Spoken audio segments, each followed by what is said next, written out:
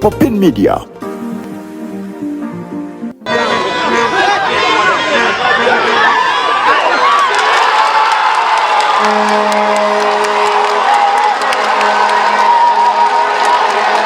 Okwesokera ddala nebaza Katonda asobozesa olunaku lwa leero.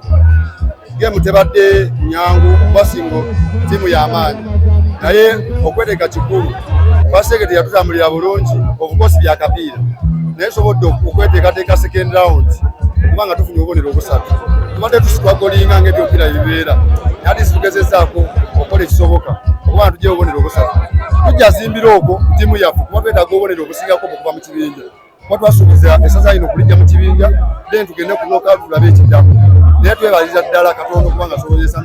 Amanya Steven Bogere mtendesi wa timu ya Yesaza Bye Bugerere. Tusambye omupiira tugugobye. Tulina emipiira 5 tulina okugobako emipiira 4 okuva mu kibinja.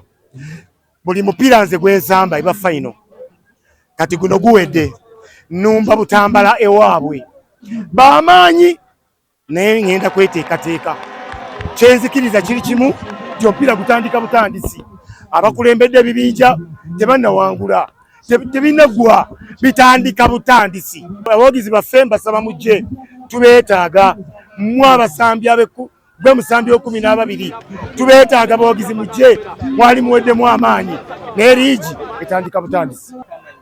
Amanya Alan Kabonge saidi yange erumbidde ddala naye omukisa gubadde gwa Bugerere.